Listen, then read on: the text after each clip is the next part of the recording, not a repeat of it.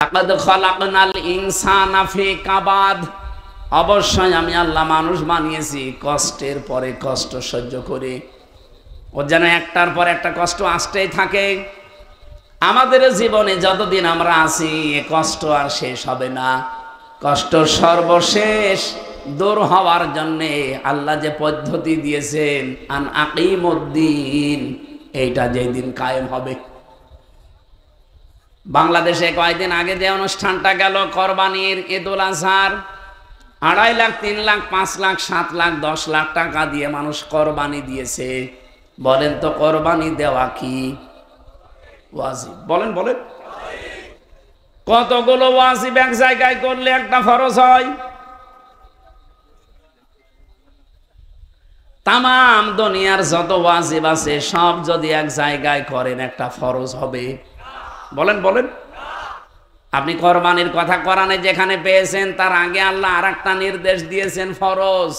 ফাসাল্লি লিরাব্বিকা ওয়ানহার। আগে নামাজ পড়েন তারপরে কোরবানি করেন। বহু মানুষ এই ফরজ নামাজই পড়ে না অথচ কোরবানি করে। নামাজ ফরজ, কোরবানি আরো জোরে বলেন। এই নামাজের মতো ফরজ বিধান আল্লাহ কোরআনে দিয়েছেন 500। কত? এই 500 ফরজ বিধানের ভেতরে সবচাইতে বড় ফরজ আন আকিমুদ্দিন, দিন কায়েম করা। কারণ দুনিয়াতে এমন নবীও ছিল যাদের প্রতি নামাজ ফরজ ছিল না, কিন্তু এমন একজন নবীকেও আপনি পাবেন না যার প্রতি আল্লাহ দিন কায়েম করা ফরজ করেনি। বড় বড় বিশাল বিশাল নবীর ব্যাপারে আমি কথা পড়েছি এই আয়াতের প্রথমে, শারআ লাকুম মিনাদ-দীনি মা ওয়াসসা বিহি নূহা। এখান থেকে শুরু করে বড় বড় জলিলুল কদর 4 জন নবীর নাম আল্লাহ ঘোষণা দিয়ে বললেন, হে নবী, আপনাকেও আমি ওহী করলাম আন আকিমুদ্দিন, দিন কায়েম করা লাগবে জমিনে। ওয়ালা তাতাফাররাকু ফি, এ বিষয়ে কোনো মতপার্থক্য করা যাবে না। আমার তো মনে হচ্ছে আগস্টের 5 তারিখের পরে বাংলাদেশে আজ যারা সত্যিকার অর্থে মুসলমান বলে দাবি করে তারা এখন অনেকেই দিন কায়েমের জন্য এক হয়ে গেছে। আগস্টের 5 তারিখের আগের একটা জরিপ পড়েছিলাম, মাত্র 100 জনের 15 জন চাইতো এ দেশে দিন কায়েম হোক। তার ভেতরে এ মাওলানা একজন। আপনি জিজ্ঞাসা করে দেখেন, এদেশে ইসলাম কায়েম হোক, দিন কায়েম হোক রাষ্ট্রীয়ভাবে, এরকম মানুষ ছিল মাত্র 100 জনের 15 জন। তার ভেতরে মাত্র উনি একজন। রেজাউল সাহেব একজন, রাহাত সাহেব একজন। আমি তো ওই সময় ছিলাম না, সত্যি বলছি, আমি ওই সময় এইভাবে ছিলাম না। কিন্তু এই 10 মাসের ব্যবধানে এখন জরিপ বের হচ্ছে, মাইক্রোসফট রিপোর্ট দিয়েছে, খ্রিস্টানরা দিয়েছে রিপোর্ট। বাংলাদেশে এখন 100 জনের 77 জন মানুষ চাচ্ছে দেশে দিন কায়েম হোক। এই জন্যই তো আশায় বুক বেঁধেছি যে চর্মচোখে দেখতে পারবো যে কোরআন দিয়ে 56,000 বর্গ মাইল চলছে। 100 জনের 77 জন মানুষ যদি চায়, বাকি আপনি যাই চেষ্টা করেন জীবনও টার্গেটে যেতে আর পারবেন না। কি কোথায় 100 জনের 77 জন, বাকি থাকে আর মাত্র 23 জন। 23 জন নিয়ে যতই লাফালাফি করেন হবে না। এরপরও একটা সম্ভাবনা আছে, এই 77 জনের ভেতরে যদি এখন আবার ইঁদুর বাদর ঢুকে বিভিন্ন জিনিস কাটাকাটি আরম্ভ করে। আমার দাদা তো মরে গেছে, মাঝে মাঝে আমাকে গল্প শোনাতো। আমি জেলে থাকাকালীন শুনেছি যে উনি মারা গেছে। মরে গেছে খুব ভালো, খারাপ হয়েছে তা না, আওয়ামী লীগ করত। মরে গেছে ভালো হয়েছে, কারণ আমার তো বাইরে থাকলে জানাজা পড়ানো লাগতো। আলহামদুলিল্লাহ যাক গেছে। আল্লাহর ইচ্ছা, আল্লাহ মাফ করলে করবে, না করলে আল্লাহ যা করে করবে। ফায়াগফিরু লিমান ইয়াশা ওয়া ইউআযযিবু মান ইয়াশা। এই দেশে ইসলামী দল যেগুলো আছে ওইগুলো বাদে যারা মানুষের তৈরি করা আইন কায়েম করতে চায় প্রত্যেকেই কুফরি করছে। সে যে দলের নামই বলেন, আমি নাম নিলাম না, শুধু ইসলামী দলগুলো বাদ দিয়ে জেনারেল যত দল আছে এরা ধর্ম নিরপেক্ষ মতবাদে বিশ্বাসী। আর ধর্ম নিরপেক্ষ মতবাদ হচ্ছে কুফরি মতবাদ। ওই মতবাদ কেউ যদি বিশ্বাস করে, কায়েম করতে চায়, ও যদি হাজিও হয়, হাজি কাফের। কাফের হাসিনা ওইটা। এই জন্য মানুষের তৈরি করা আইন যেহেতু কায়েম করতে চাইতো, ওনার জন্য দোয়া করাও আমার জায়েজ নেই। ইব্রাহিম নবী দোয়া করেছিলেন বাবার জন্য, আল্লাহ বলেছিলেন না, মা কানা লিন নাবিয়্যি ওয়াল্লাযীনা আমানু আইয়াস্তাগফিরু লিল মুশরিকিন ওয়ালাউ কানু উলি কুরবা। যদিও নিকটাত্মীয় হয় তার জন্য আপনি দোয়া করতে পারেন না। নবীর দোয়া যদি বাবার জন্য কবুল না হয়, কিসের হামজা? এই জন্য বলছে যে আমি জেলে থাকতে মরে গেছে, সাথে ভালো হয়েছে, নাই তো আমার আবার দোয়া করা লাগতো বাধ্য হয়ে, যে আল্লাহ এ মুরব্বিরে মাফ করে দাও। এত বড় কঠিন কথা বলার পরেও কেউ যদি মানুষের তৈরি করা আইন কানুন প্রতিষ্ঠার আন্দোলন না ছাড়ে, আমার মনে হয় ওর কপালে আর হেদায়েত নেই। কি এর চাইতে শক্ত কথা আর কি বলা যায় বলেন তো? মুরব্বী মানুষ তো প্রায় 83-84 বছর বয়সে মনে হয় মরে গেছে। এই লোকটা আমারে বলতো মাঝে মাঝে যে একটা হোস্টেলে 100 জন ছেলে থাকে, 100 জনের ভেতরে 20 জন বলছে আমরা আগামী থেকে হোটেলে সকালবেলা নাস্তায় খিচুড়ি ভাত খেতে চাই। হোস্টেলের ম্যানেজার যিনি বলছে ঠিক আছে, এভাবে বললে তো হবে না, প্রতিদিন সিরিয়াল হিসাবে যেটা দেওয়া হয় এই মেনু যদি পাল্টানো লাগে তাহলে ভোট করা লাগবে। কে কি খেতে চান আপনারা এই বাক্সর ভেতরে নাম লিখে ভোট ফেলেন। যে 20 জন চাই যে আমরা খিচুড়ি খাবো নাস্তায়, ওরা ঠিক 20 জন খিচুড়ি লিখে দিয়েছে। 15 জন লিখেছে 100 জনের ভেতরে যে আমরা সকালবেলা রুটি আর কলা চাই। কেউ লিখেছে আমরা প্যাটিস চাই, মনে করেন 12 জন। আরো 18 জন লিখেছে যে আমরা পায়েস চাই। এভাবে সর্বশেষ গণনা করে দেখা গেল কেউ 18, কেউ 19, কেউ 17, কেউ 15, ওই 20 যে ওই জিতে গেছে। অথচ 80 জন মিলে উল্টা পাল্টা দিকে না গিয়ে এরা যদি এক থাকতো, আমার মনে হয় ওই 20 কিয়ামতের আগে জিততে পারতো না। 15 থেকে 77 পর্যন্ত অলরেডি যখন চলে এসেছে, এখন এই কামড়া কামড়ি পাগলামি বাদ দেন। 54 বছরেতে কিছু পাননি। বাজেট যা হয় সব যেহেতু গ্যারান্টি দিলাম, 100 টাকা হলে 100 টাকায় ব্যয় হবে। এই লোকটার 5 বছরে 1 টাকা বাড়বে না। আমির জামাত গ্যারান্টি এমনি দেয়নি, আস্থা আছে বলে দিয়েছে। এই জন্য আশা করছি এবার একটু দেখতে পারেন আপনারা, খেলার সরে হলে একটু দেখেন, 54 বছরের জন্য আফসোস করবেন যে আরো আগে কেন জামাত ইসলামী বাংলাদেশকে ক্ষমতায় পাঠালাম না। আপনি আফসোস করবেন, যদি না করেন আমাকে জিজ্ঞাসা করবেন। প্রমাণ তো আপনি পেয়েছেনই যে 18 জন এমপি, 2 জন মন্ত্রী, 200 জন উপজেলা চেয়ারম্যান, আর কি প্রমাণ চান? আমি সাতক্ষীরার এক ইউনিয়নের চেয়ারম্যানকে নিজে দেখেছি, সকাল 10টা থেকে 4টা পর্যন্ত ইউনিয়নের কাজ করে বিকাল 4টা থেকে রাত 8টা পর্যন্ত তরকারি বিক্রি করত। একজন চেয়ারম্যান তরকারি বিক্রি করে খায়, তাও ত্রাণের টিন মারে না, কাবি ঘাড় খাদ্য মারে না। এর চাইতে প্রমাণ দেওয়ার মতো আমার মনে হয় বেশি যদি চান, এ মানুষগুলো দিয়ে হবে না, আপনারা জিবরাইল ফেরেশতা নিয়ে আসা লাগবে, তাছাড়া মানুষ দিয়ে আর হবে না। আমাদের ভেতরেও তো রক্ত মাংস দিয়ে তৈরি করা, আমাদের ভেতরেও তো লোভ লালসা আছে, দুনিয়ার মহাব্বত আছে, এর বড় যে এরা টিকে আছে। আপনি এর চাইতে আবার কি চান? আমি তো এই জন্য বারবার বলছি, এর চাইতে আরো বেশি ভালো চাইলে জিবরাইল ছাড়া সম্ভব। তাদের 620টা বাড়ি হয়, তাদেরকে আবার দেবেন। যারা দুর্নীতিতে বারবার চ্যাম্পিয়ন হয় তাদেরকে দেবেন। বলেন, আমি আর নিচে নামলাম না, এবার বিবেকের ওপরে ছেড়ে দিলাম, যান। এরপরও যদি এ দেশে আর বিবেকে কাজ না করে, এই যে রেকর্ড হচ্ছে সারা দেশের জন্য বলছি, এরপরেও এত দলিল দেওয়ার পরেও, এত গ্যারান্টি দেওয়ার পরেও কারো বিবেকে কাজ যদি না করে, আমার মনে হয় ওর বিবেকের উপরে কুকুরে পোশাক করেছে।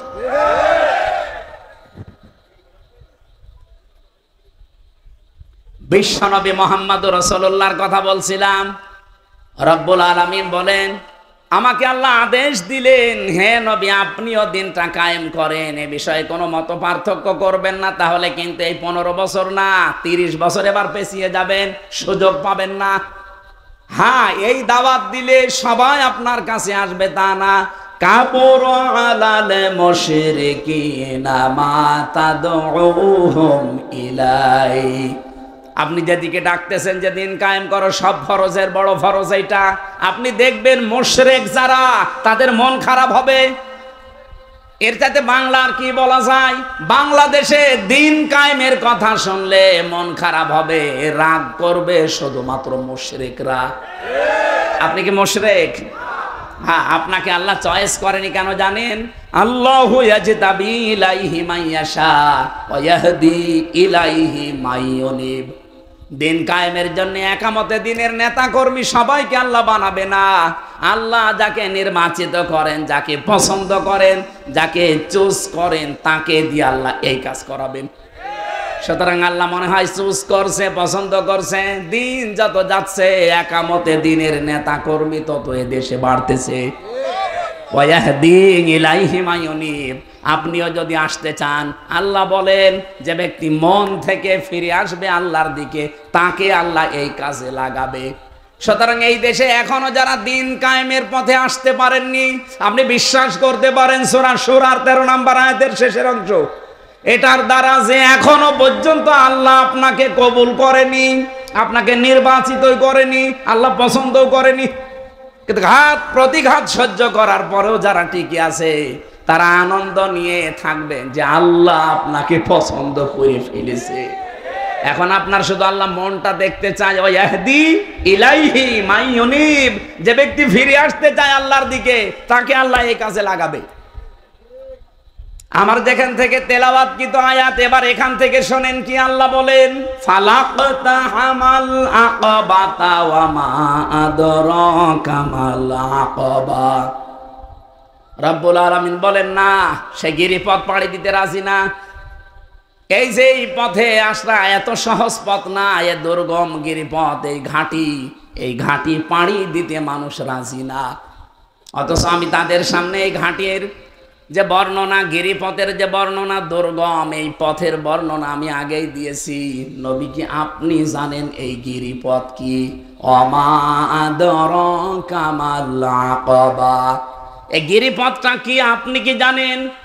এবার আমি এ পয়েন্ট চ্যালেঞ্জ দেই, বাংলাদেশে যাদের ভেতরে 5টা গুণ এখানে আল্লাহ দিয়েছেন, এই 5টা কর্মসূচি যেই দলে পাবেন, আল্লাহর গ্যারান্টি হচ্ছে তারা সফল, তারা সৌভাগ্যশালী।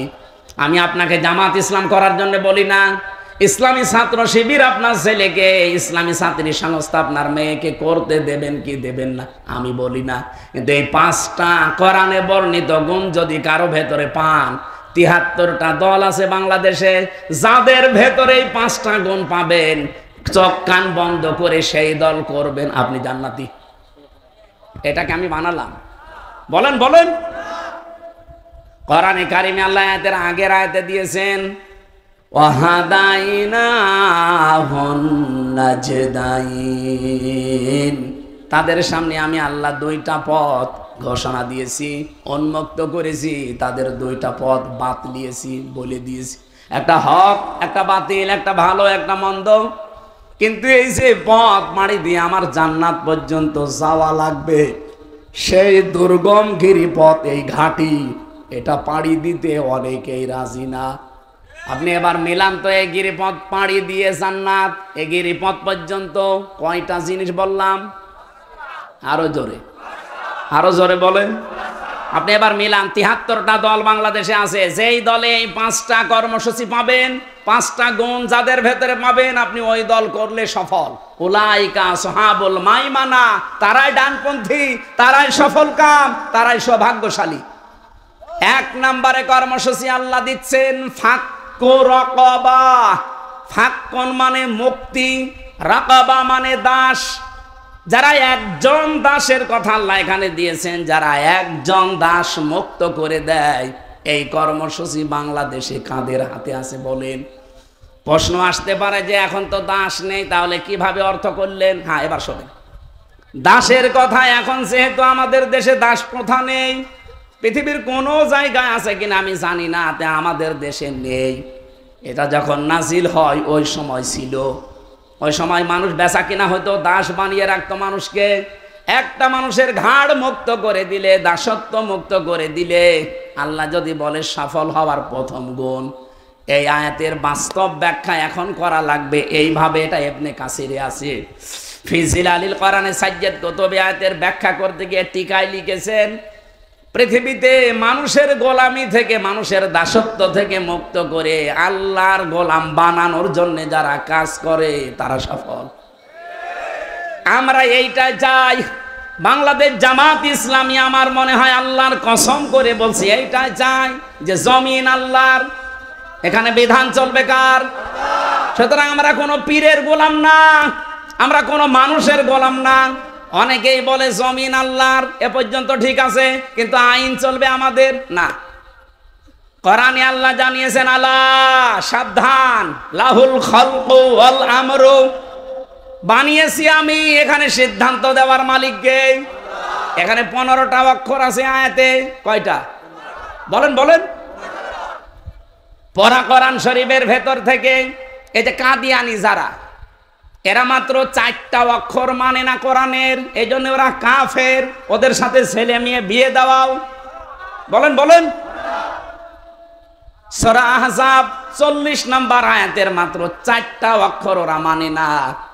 ওরা বলে মা কানা মুহাম্মদ, ঠিক আছে, আবা আহাদিম মির রিজালিকুম, ঠিক আছে, ওয়ালাকির রাসূলুল্লাহ, ঠিক আছে, কিন্তু খাতামান নাবিয়্যিন, খ আলিফ তাম মিম, এই শব্দটা ওরা মানে না। নবীও ঠিক আছে, মুহাম্মদ নবী ছিল আমরা মানি, উনি রাসূল ছিল মানি, কিন্তু শেষ নবী না। শেষ নবীর নাম হচ্ছে গোলাম আহমদ কাদিয়ানি। এই জন্যে এই এর অনুসারী যারা আছে কাদিয়ানি, তারা কি? কাদিয়ানিরা মাত্র কোরআনের 4টা অক্ষর মানে না। এই জন্য যদি আপনি তাদেরকে কাফের মনে করেন, ছেলে মেয়েও বিয়ে না দেন, কোরআনে কারিমের সূরা আরাফের 54 নম্বর আয়াতের মাঝের অংশ, এখানে 15টা অক্ষর। যে লোকটা এই 15 অক্ষর তো মানেই না, এমনকি 918 জায়গায় আমি কোরআনে পেয়েছি যে রাজনীতি করতে হলে কোরআন দিয়ে করা লাগবে। এরকম 918 জায়গায় আয়াত আছে, ডাইরেক্ট ইনডাইরেক্ট মিলে। ইনিল হুকমু ইল্লা লিল্লাহ, আলা লাহুল খালকু ওয়াল আমরু, লিল্লাহি মা ফিস সামাওয়াতি ওয়া মা ফিল আরদ, লিল্লাহি মুলকুস সামাওয়াতি ওয়াল আরদ, কুলিল্লাহুম্মা মালিকাল মুলক। এরকম 918 জায়গায় আছে। কাদিয়ানিরা মাত্র 4টা অক্ষর না মেনে কাফের, ছেলে মেয়ে বিয়ে দেন না।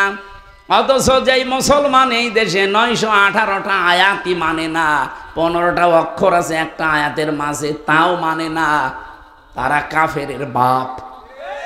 এদের সাথে ছেলে মেয়ে বিয়ে দেওয়া যায় কি করে? শক্ত হয়ে গেল না? এটাই বাস্তব। যারা মানুষকে মানুষের দাসত্ব থেকে, গোলামি থেকে মুক্ত করে আল্লাহর গোলাম বানাতে চায়, তারা সফল। এই কর্মসূচি দিয়েছে কে? আর এটা পালন করছে বাংলাদেশ জামাত ইসলামী। আপনি যদি না মিলাতে পারেন, এদিকে আসেন, কানের নিচে এমন জোরে 2টা দেব, সব টের পেয়ে যাবে। এরকম বাংলায় বলেও যদি আপনি না বোঝেন, বলেন ফাক্ক রকবা করছে কারা? আপনার বিবেককে জিজ্ঞাসা করে।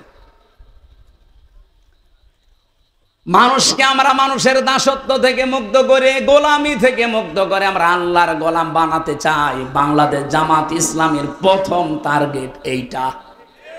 বলেন বলেন?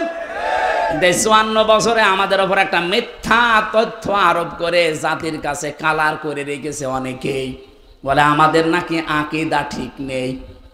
বাংলাদেশ জামাত ইসলামের আকীদা হচ্ছে জমিন যার, বিধান। এর বাইরে আকীদা আছে আপনাদের? যদি এর বাইরে কারো আকীদা থাকে তাদের ভোট দেবেন না। জমিন আল্লাহর, বিধান চলবে। এ খান সাহেবের জীবনও না। আমরা বলবো আলা লাহুল খালকু ওয়াল আমরু, জেনে রাখো, সাবধান, জমিনে বানিয়েছেন যিনি, সৃষ্টিদার, হুকুম। সুতরাং এই কর্মসূচি যারা হাতে নিয়েছে তারা সফল হবে, গ্যারান্টি দিচ্ছে কে? আউয়াতামুন ফি ইয়াউমিন যি মাসগাবা। 2 নম্বরে কর্মসূচি তাদের থাকবে, তারা অসহায় মানুষ যারা খাবারের ব্যবস্থা করবে তাদের। আগস্টের 5 তারিখের আগে বাদ দিলাম, আগস্টের 5 তারিখের পর থেকে আপনি দেখেন যেখানেই দুর্ভিক্ষ, যেখানেই খাবারের অভাব, নিজেদের নেই, তারপরও যতটুকু আছে এইটা নিয়েই অনেকেই এগিয়ে গেছে। তার ভেতরে বাংলাদেশে জামাত ইসলামী সবার আগে। 5 তারিখের পরে আপনি লক্ষ্য করে দেখেননি, ফেনীতে বন্যা, কুড়িগ্রামে বন্যা, নেত্রকোনায় বন্যা। এই বন্যা কবলিত এলাকায় ডাক্তার শফিকুর রহমান হাফিজাহুল্লাহ এত পানির ভেতরে নেমে খাবার দিয়ে বেড়াচ্ছে। এদেশে আর মানুষ নেই। কত দলের দলীয় প্রধান আছে, কয় কাউকে তো দেখলাম না। একটা মুরব্বী মানুষ, 64-65 বছর বয়সের একটা মুরব্বী, বৃদ্ধ যুবক, এ পর্যন্ত পানির ভেতরে নেমে খাবার দিয়ে বেড়াচ্ছে। বাংলাদেশে সবাই যদি এই আয়াতটা আমরা ফলো করতাম, এ দেশে আমার মনে হয় খাবারের অভাব অনেকেরই থাকতো না। ইয়াতীমান যা মাকরাবা, করিব থেকে এসেছে শব্দটা। যারা নিকট আত্মীয় স্বজনের ভেতরে যারা ইয়াতীম, এই ইয়াতীমদের যারা খাবারের ব্যবস্থা করে, তাদের হক আদায় করে। দুঃখজনক হলেও সত্য, বাংলাদেশে অধিকাংশ মানুষ আমরা এতিমের হক আরো মেরে খাই। বলেন, এতিম মানে শুধু মা বাবা নেই, এরা এতিম না। আমি যেখানে চাকরি করি, আমার উপরে যারা আছে তাদের নিচে যারা, সবাই তার কাছে এতিম। বলেন বলেন, এই দেশে এখন 1628 জন মানুষ দায়িত্বে আছে, তাদের কাছে আমরা সবাই কি? আরো জোরে বলেন। সুতরাং আপনারা সাবধান।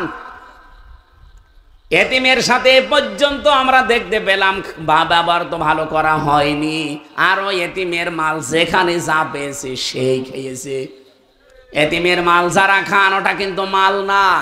কোরআনে কারিমে সূরা নিসা 4 নম্বর পারা 17 নম্বর পৃষ্ঠা 14 নম্বর লাইনের 10 নম্বর আয়াতের প্রথম অংশে পাবেন, ইন্নাল্লাযীনা ইয়াকুলুনা আমওয়ালাল ইয়াতামা যুলমান ইন্নামা ইয়াকুলুনা ফি বুতুনিহিম নারা।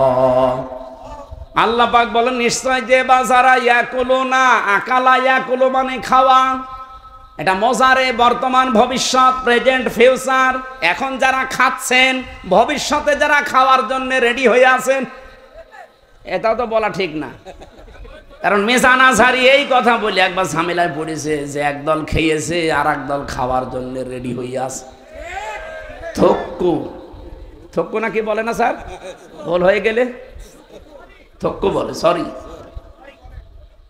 আল্লাহ এখনো না দিয়েছে, আমি এই জন্য বললাম যে এখন যারা খাচ্ছে ভবিষ্যতেও খাবে। এটা অতীতের শব্দ না, পাস্ট না, বর্তমান ভবিষ্যৎ, প্রেজেন্ট ফিউচার, এটা মজারে।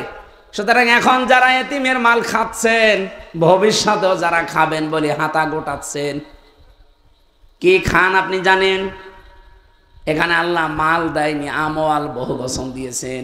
আমওয়ালাল ইয়াতামা, এতিমের মাল সম্পদ যারা খাচ্ছে খাবে। ইন্নামা, এই যে ইন্নার পরে যদি মা আসে, বাংলা অর্থ দাঁড়ায় কেবলমাত্র, শুধুমাত্র, একমাত্র। 33টা অর্থ আছে এই মা শব্দের।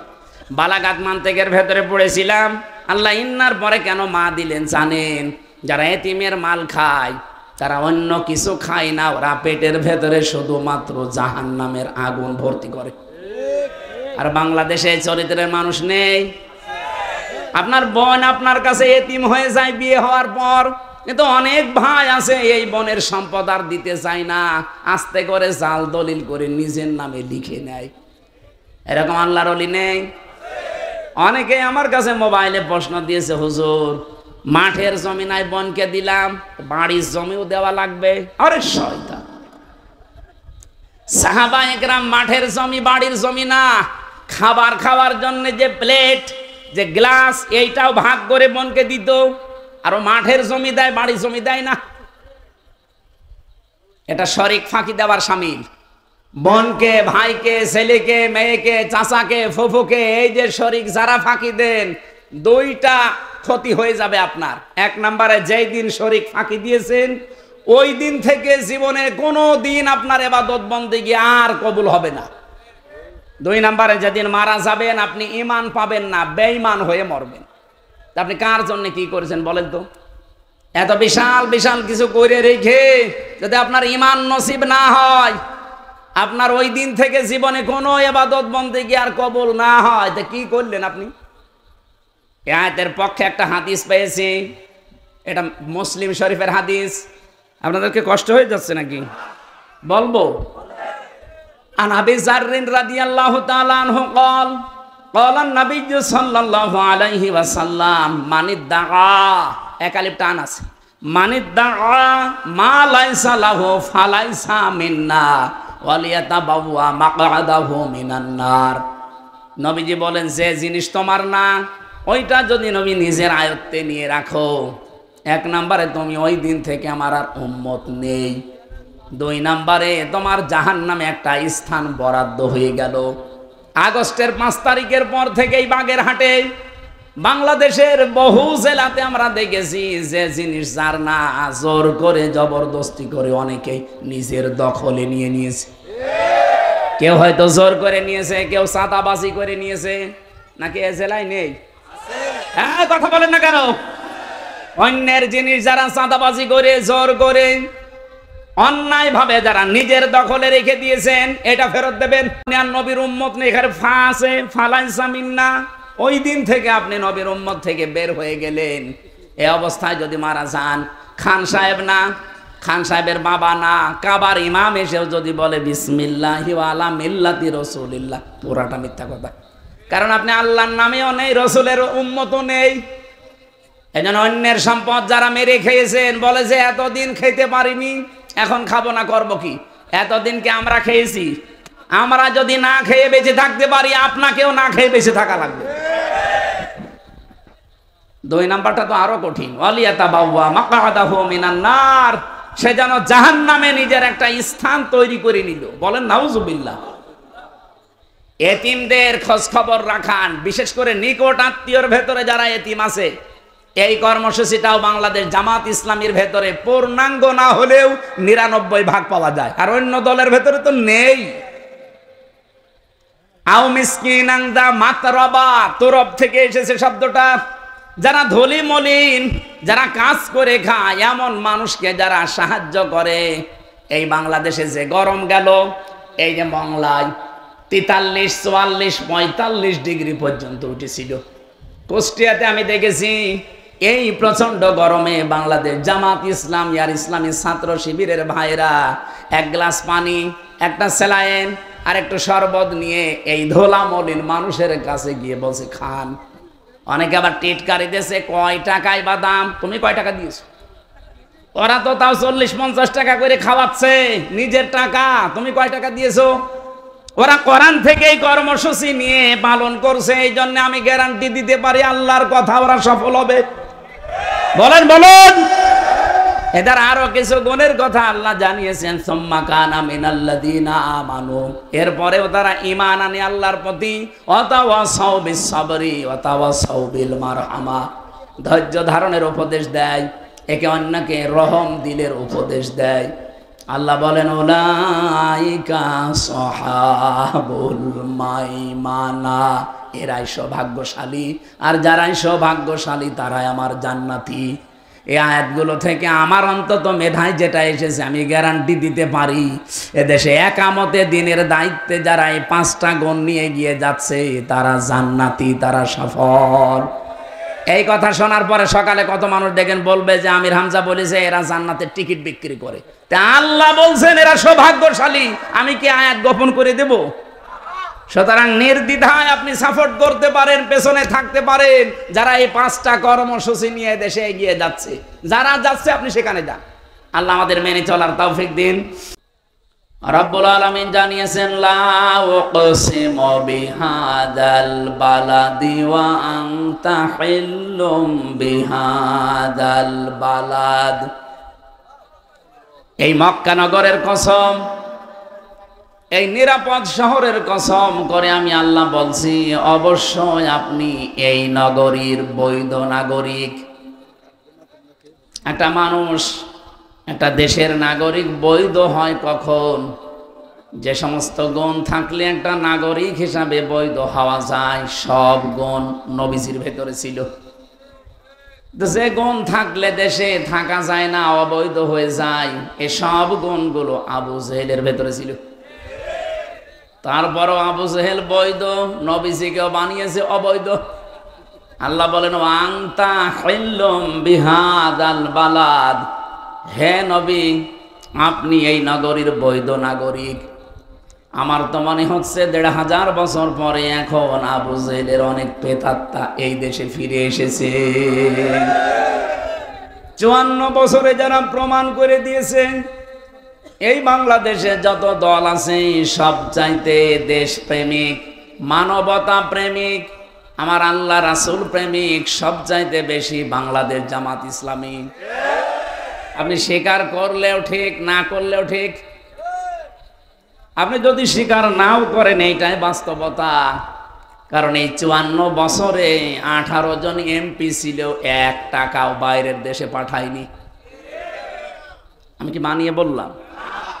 ২ জন মন্ত্রী ছিল, ১টা টাকা তাদের বাইরের দেশে পাচার হয়নি, এবং কি ১টা টাকা তারা মারিং কাটিং করেনি।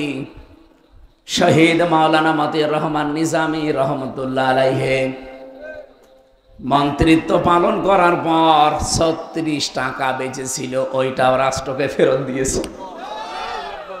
বাংলাদেশের ইতিহাসে এই প্রথম, এ রেকর্ড কেউ ভাঙতে আজও পারেনি। আমি আজকে একটা জরিপ পেয়েছি এই দেশে, অন্যের কথা বাদ দিলাম, এই জরিপটা দেখার পরে আমার মাথা হালকা ঘুরছিল। একটু দেখেন তো কেমন লাগে। বিদেশে বাড়ি বানিয়েছে, বাংলাদেশে বাদ, শুধু বিদেশেই বাড়ি বানিয়েছে ৫৮০টা। ভূমি মন্ত্রী ছিল সাইফুজ্জামান। দরবেশ বলে যারা মনে করতাম, মাথার চুল থেকে পায়ের স্যান্ডেল পর্যন্ত সাদা। আমার মনে হয় ভেতরেও সব সাদাই হবে। আমি নিচে নামলাম না।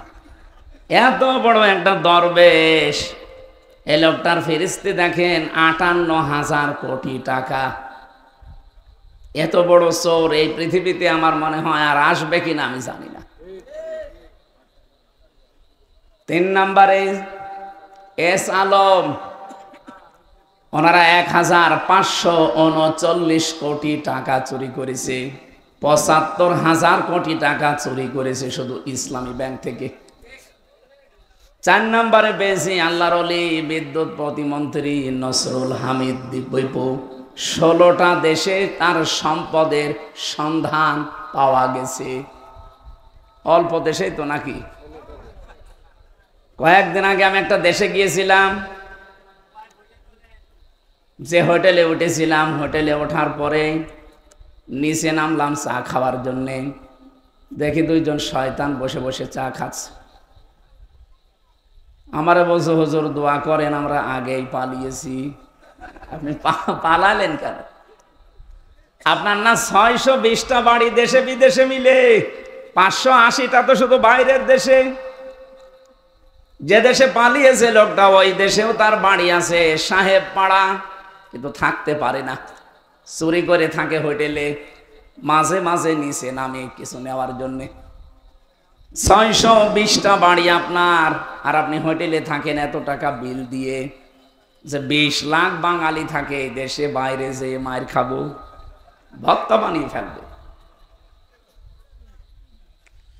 যারা দেশের সম্পদ পাচার করেছেন তাদের সাথে আমি যে তুলনা দিলাম, ১৮ জন এমপি, ২ জন মন্ত্রীর, শুধু তাই না ২০০-র ওপরে তারা উপজেলা চেয়ারম্যান উপহার দিয়েছে সারা দেশে, একটাও কোনো দুর্নীতি করে নাই।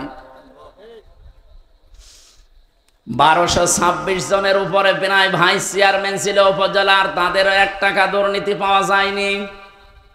২০০০-এর উপরে ৫,০৫২ জনের উপরে প্রায় ইউনিয়ন চেয়ারম্যান ছিল সারা দেশ মিলে, ১টা টাকা তাদেরও দুর্নীতি পাওয়া যায়নি। এমনকি মেম্বার ছিল, ইউনিয়নের মেম্বার, যতগুলো মেম্বার উপহার দিয়েছিল মেম্বার পর্যন্ত দুর্নীতি করে নাই। আপনি আর কাকে দেখতে চান? এই পৃথিবী এখন অলরেডি প্রমাণ পেয়ে গেছে, বাংলাদেশকে যদি মন থেকে সত্যিকার অর্থে উন্নতি করতে চাই, ভালোবাসে মন থেকে, জামাতের বিকল্প আর কেউ নেই। কারণ ৫৪ বছর আমরা সবাইকে প্রায় দেখে ফেলেছি। কি কথা বলে না কেন? চাচাকে দেখেছি, ববুকে দেখেছি, ভাবিকে দেখেছি, আর কাকে দেখবেন? এখন আমার মনে হচ্ছে সবার মুখে এই স্লোগানটা জারি হয়ে গেছে, জামাতকে দেখতে চাই। আল্লাহ যেন কবুল করেন, বলেন আমিন।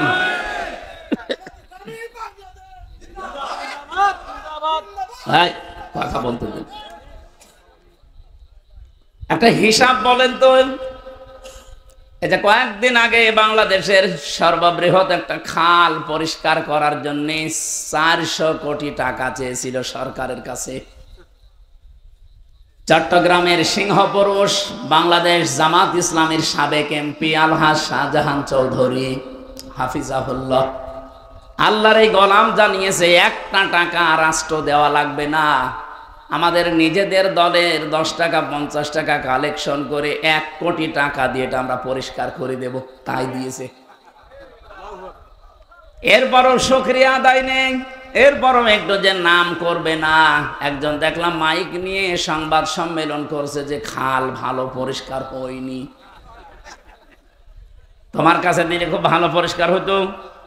400 কোটি টাকা চেয়েছিলে শুধু খাল পরিষ্কার করার জন্য, সবই তো খেয়ে ফেলতে। কয়েকদিন আগে এক রাজনীতিবিদ আমারে বলছিল এই দেশে যত টাকা বাজেট হয় রাস্তার জন্য, ব্রিজের জন্য, কালভার্টের জন্য, এটা 100 টাকা বাজেট হলে 3 টাকার কাজ হয়, 97 টাকা আল্লাহর ওলিরা খেয়ে ফেলে। বলেন তো, এই যে রাস্তাটা এখান থেকে মংলা পর্যন্ত এই রাস্তা করার জন্য মনে করেন 100 টাকা বাজেট হয়েছিল, এই রাস্তাটা 100 বছর টিকে যাওয়ার কথা, কিন্তু খরচ যদি হয় মাত্র 3 টাকা, 97 টাকা খেয়ে ফেলে। 100 বছর যাবে না 3 বছর? বলেন বলেন। 3 বছর পরে সকল দেশ রাস্তা ডেলিভারি রোড হয়ে যায়। আমার মনে হয় কাটাখালী থেকে যদি কেউ বাগেরহাট পর্যন্ত বা খুলনা পর্যন্ত রাস্তাটাও তো এখন আছে। বাংলাদেশে এমনও রাস্তা আছে যেখানে 8, 9 মাস 10 মাসের গর্ভবতী মেয়েদেরকে করিমনে তুলে টান দিলে রাস্তায় হয়ে যাবে, হাসপাতাল যাওয়া লাগবে না। রাস্তার নাম এখন আর রাস্তা নেই, নাম হয়ে গেছে ডেলিভারি রোড। এরপরেও অনেকে খুশি যে হাসপাতালে তো যাওয়া লাগলো না। কত বড় শয়তান! দুঃখজনক, বলতাম না বলছি, গতকাল এই যে ভিডিও করে বেড়ায়, এই ছেলেটার সন্তান হয়েছিল, অ্যাম্বুলেন্সে নিয়ে হাসপাতাল পর্যন্ত যেতে যেতে রাস্তায় ঝাঁকিতেই মরে গেছে। ইন্না লিল্লাহি ওয়া ইন্না ইলাইহি রাজিউন।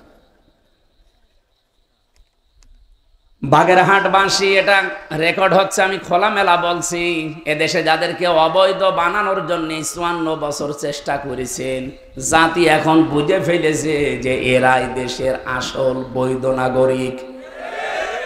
রাজাকারের ট্যাগ দিয়ে এতদিন পর্যন্ত জাতিকে যে আউল ফাউল বুঝিয়েছেন, গত সরকার কিন্তু এই দেশে রাজাকারের তালিকা পর্যন্ত প্রকাশ করেছে।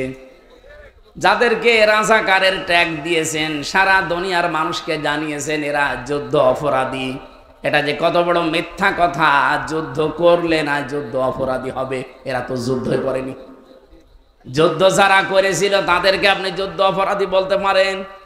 তারপরও যে তালিকা আপনি বানিয়েছেন, আপনার তালিকা অনুযায়ী বাংলাদেশ জামাত ইসলামীতে রাজাকার মাত্র 37 জন, তার ভেতরেও 13 জন মরে গেছে। বিএনপিতে 1060 জন, আওয়ামী লীগে 8040 জন, আর জাতীয় পার্টি অন্যান্য দল মিলে 879 জন। হিসাব নিকাশ করলে রাজাকার বলে এই দেশ থেকে তাড়িয়ে দেওয়ার কথা কাদের? আপনি বলেন। তারা যদি এখন উল্টাপাল্টা কথা ছড়ায়, যাদের 1060 জন, যাদের 8040 জন, তারা যদি আমার এই 37 জনের তাও 13 জন মরে গেছে, আর বাকি থাকে কয়জন? এই কয়জন নিয়ে যদি এত মাতামাতি করেন, আমার তো মনে হয় এই দেশের মানুষ আর আগস্টের 5 তারিখের আগে নেই। এদেরকে আর ভুল ভাল তথ্য দিয়ে বোঝানো যাবে না, কিছু বোঝাতে হলে সঠিকটা দেওয়া লাগবে।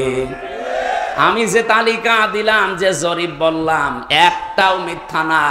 এদেশ সহ পৃথিবী প্রমাণ পেয়েছে যে দুর্নীতি মুক্ত একটাই দল বাংলাদেশে আছে, তার নাম জামাত ইসলামী বাংলাদেশ। এর চাইতে আর বিস্তারিত বলা সম্ভব না। এই জেলায় 4টা আসন আছে। আমি আপনাদেরকে 4 জন জামাত মনোনীত এমপিকে ভোট দিতে বলি না। এনাদের তুলনায় যদি সব দিক থেকে কাঙ্ক্ষিত মানের কাউকে পান, আপনি তারে ভোট দিয়েন। আর আমি যতটুকু জানি, এই মানুষগুলোর চাইতে কাঙ্ক্ষিত মান অনুযায়ী একটা মানুষও পাবেন না। কারণ এনাদেরকে যিনি এই যে আসনে দাঁড় করিয়েছেন, অধ্যক্ষ মশিউর রহমান, মঞ্জুরুল আলম রাহাত, ওনার নামের আগে আবার একটা শেখ আছে। শেখ আছে না? এটা একটু ঝামেলা, এই জন্য আমি আর শেখ বলি না। কারণ এই শেখ শব্দটা আমার মনে হয় কালের আবর্তনে দেখবেন কিছুদিন পরে এটা ইয়াজিদের মতো একটা গালি হয়ে যাবে।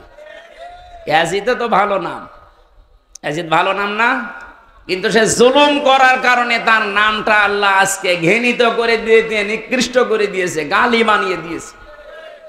কাউকে যদি রাগাতে চান, কিচ্ছু বলা লাগবে না, বলবেন ইয়াজিদের বাচ্চা, রেগে যাবে। নাম তো ভালো নাম, কিন্তু রেগে গেল কেন? আমার তো মনে হয় 1500 বছরের ভেতরে আমি আজ পর্যন্ত কারো নাম ইয়াজিদ শুনিনি। ইতিহাসে এটাই বলে, সামনে দেখবেন এই নামটাকেও অনেকে গালি হিসাবে ব্যবহার করবে। এই জন্য মনজুরুল আলম রাহাত বলেছি, শেখ যদি না লাগিয়ে পারে তো এটা বাদ দিয়ে দিয়ে।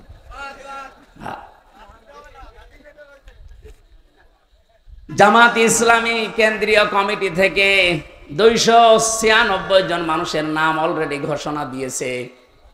ঘোষণা দিয়েই শেষ করেনি, তারা জানিয়েছে আমিরে জামাত ডক্টর শফিকুর রহমান হাফিজাহুল্লাহ, উনি বলেছে এরা যদি নির্বাচিত হয় 5 বছরে তাদের 1টা টাকা বাড়বে না।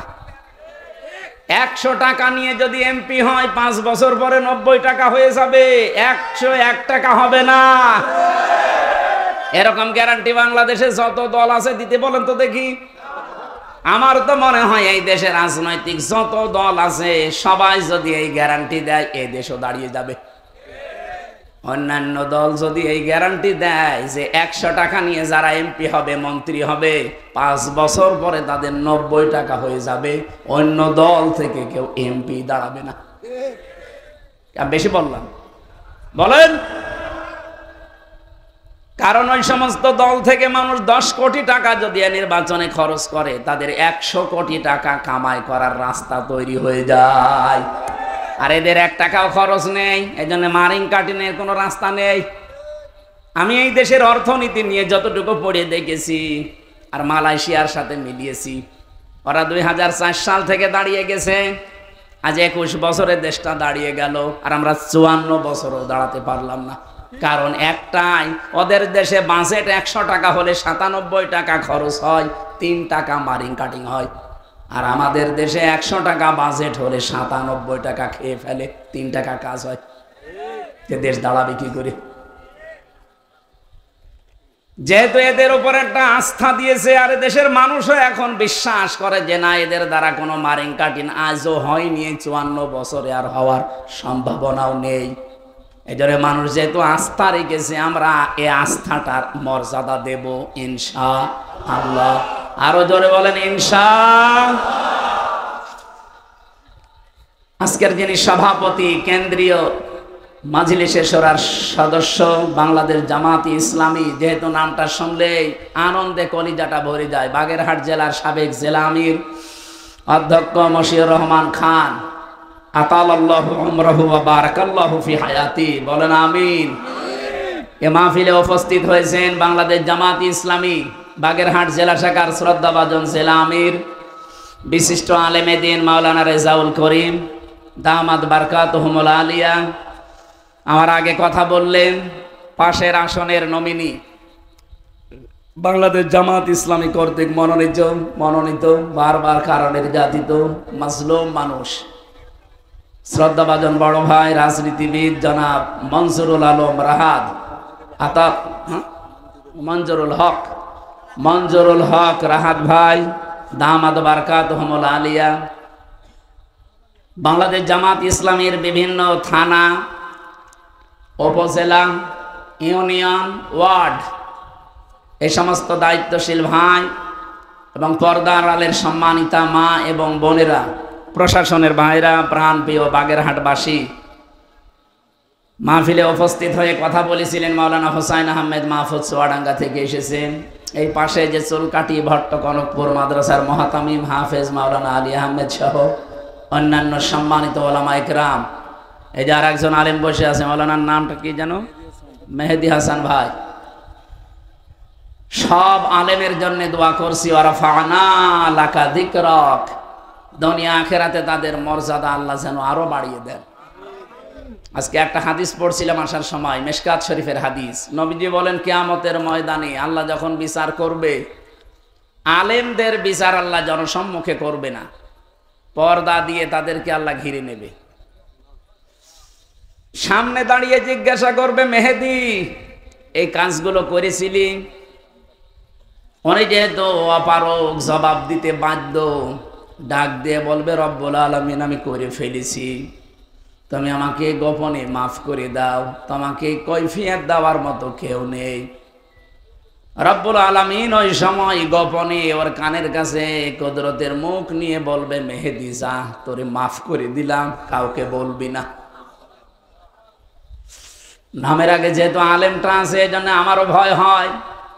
যত অপরাধ দুনিয়াতে আমরা করেছি, আমা আসাবাকুম মিন মুসিবাতিন ফাবিমা কাসাবাত আইদিকুম ওয়া ইয়াফু আন কাসীর। তোমাদের উপরে যে মুসিবতগুলো আসে, একটাও আমি আল্লাহ দিতে চাই না, সব তোমাদের হাতের কামাই করা, অধিকাংশগুলোই আমি আল্লাহ মাফ করে দেই। তাছাড়া যত অপরাধ দুনিয়াতে করো, যদি অপরাধের শাস্তি দুনিয়ায় প্রেরণ করতাম, শ্বাস ফেলার সময় পেতে না। সুতরাং যে আল্লাহ আলেমদের মর্যাদা কামনা করেছি, এদেরকে যেন গোপনে কিয়ামতে মাফ করে আমাকেও শামিল করেন, বলেন আমিন।